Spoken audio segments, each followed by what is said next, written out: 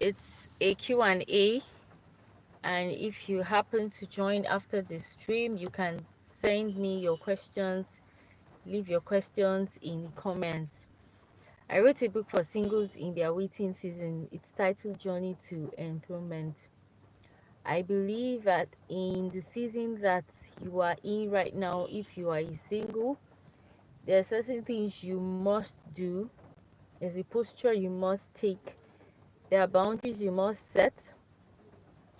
There is self-awareness that you have to really work on. So you're getting to know yourself better. You're understanding the way you communicate, who you are, what you need to do, how to relate more with people, how to build support communities and support tribes, how to create those boundaries, how to grow self-awareness. If you don't know yourself, how do you communicate who you are to the person that wants to get married to you?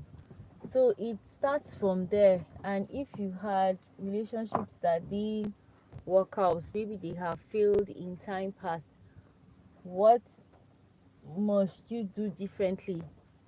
What do you need to change going forward so you're not running in circles, you're not creating those patterns for yourself?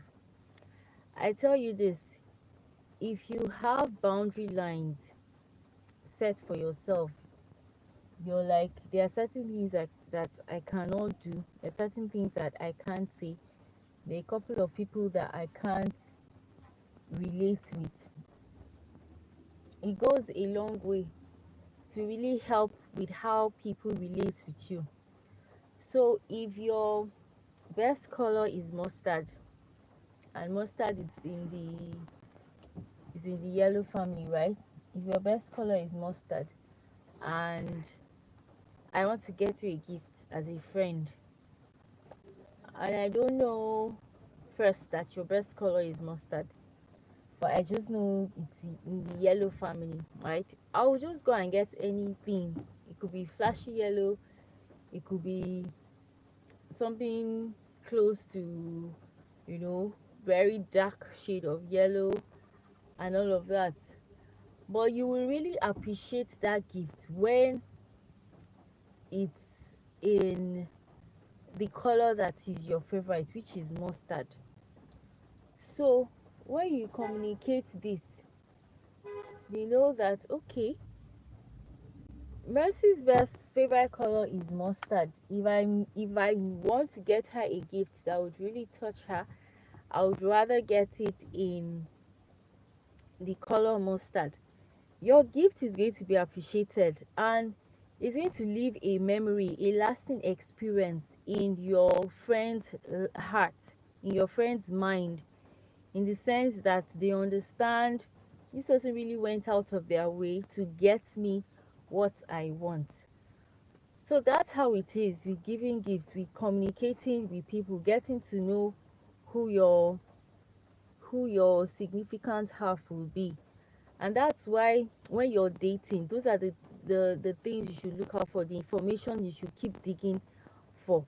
It's not a time, they say it's a time for conversation, it's a time for um, awareness on who this person is, what their values are, the boundaries that they have set for themselves, how they communicate, what they value, their spirituality, their background, who they have been with, how they relate with people, not just you, how they relate with people, how they treat people they feel are not on the same social class with them.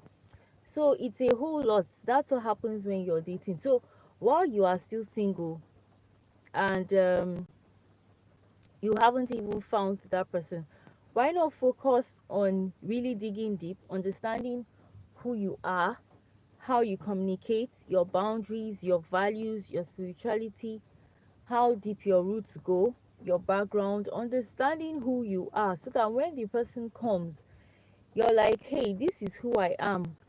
This is who I am. Are we ready to walk this journey together? can we go on this path together? But if you don't understand who you are, if you are not clear on your values, your boundaries, you don't know how far you can go, the things you can't do, you don't have spiritual anchors, you're not a kind of person that is already headed somewhere, how do you communicate that to someone else? And then the person just comes, okay, hey, we are dating, you get to know yourself. Some people even turn into discovering all sorts about themselves. I'm not going to go beyond that boundary, right? But some people do things that they are not meant to do while they are dating. But the thing is, while you are single, waiting to be discovered or waiting to get into a relationship, focus on creating deep roots, in the sense that you really understand who you are. So if my favorite food is rice, and this person comes to meet me, and we are dating, we are going out, and he's like, oh, my favorite food is rice, actually it's fried rice, you communicate that powerfully to the other person. Yes, my favorite food is fried rice. So if you really want to show me how much you love me, you go out of your way to get me fried rice. So if you bring all sorts of rice, maybe jollof rice, stir fry rice, white rice and stew, coconut rice, I might eat it, but I might not really enjoy it as much as when I'm eating my favorite food. Do you understand?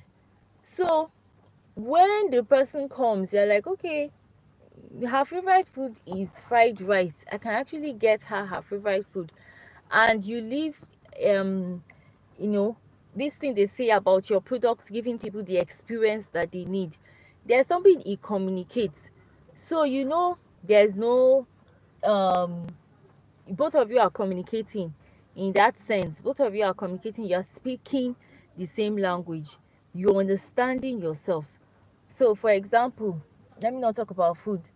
Let's say I don't know how to, this is an example, I don't know how to control my temper in certain instances. And when some things happen, people speak to me anyhow and all of that. I react, I don't respond. And what I mean by reacting is you just, you forget who you are in the moment, and you just unleash. That mammalian brain comes to play. You just unleash, you don't care, you use curse words, all sorts. And I'm like, whoa, I can't deal with this kind of person. Like, I can't even imagine having this kind of a person under my roof. So if that person has exhibited some traits that you can't deal with, and you're like, okay, can I live with this person? You're asking yourself those questions, and you're like, no, I can't live with this person. But let me circle back a bit. If that person had been working on themselves, doing a bit of soul search, digging, working on themselves, improving on themselves, growing self-awareness, they would realize that, okay, when they are in heightened situations, they are not able to control themselves. So what they mostly do is to react and not respond. And you're like, okay, I usually react instead of responding when the environment is tense, or people react to me a certain way. What can I do? That's you growing self-awareness in your waiting season. So when somebody comes saying that they want to date you or to go out with you, they are not coming to meet that version of you that is not refined. Yes, everybody is in that process of growth and refinement, but there are certain aspects of you that people shouldn't encounter. For example, this scenario that I just painted right here. I remember I heard a story sometime. A lady was dating a guy, and while they were dating, the lady's family wanted them to hook up and get married and all of that. But she said she kept having this nudge, this feeling that something wasn't right. And this day they had gone out to eat, and for some reason there was a heated conversation. The guy was, he was not in control of his emotions, and then he poured the bowl of soup. It was, if you are in if you're from Nigeria, egusi soup is a type of soup, yeah. And then he poured the bowl of egusi soup on the lady's hair, and it was dripping down her face to what she was wearing. Can you imagine? These people were just dating. So if that guy had been growing self-awareness, he would have signed up for some sort of coaching or therapy on anger management, so that whenever his emotions are heightened that way, he's able to control his emotions. He doesn't have to disrespect the lady that way. And that's why I'm saying that you have to maximize your waiting season, deepen your roots, understand who you are, understand your values, your boundaries. And they are not, as in, it's going to take a lot of digging to really understand who you are. And it doesn't mean everything that you're going to figure out to be good things. Trust me, if anybody tells you that you're going to figure out good things, that person is, they are lying to you. There's no perfect human being on the planet, right? So you're going to dig out so many things. It's just like when you're working on a building, you're trying to excavate. The excavation site, it's messy, right? So you have to dig up all those things, and then you start asking questions. You start questioning, where did I pick this from? Is it original to me, or I picked it up while I was growing up in my formative years through people who were there to raise me, you know? For some people it was nannies that raised them, their parents were never around. For some people, stepmothers, stepfathers, you know, different scenarios for families, because life happens, right? So you have to excavate all of that, and you're asking, am I living my life, or I'm living the life that was passed on to me because I didn't know better, because the person that raised me didn't know better?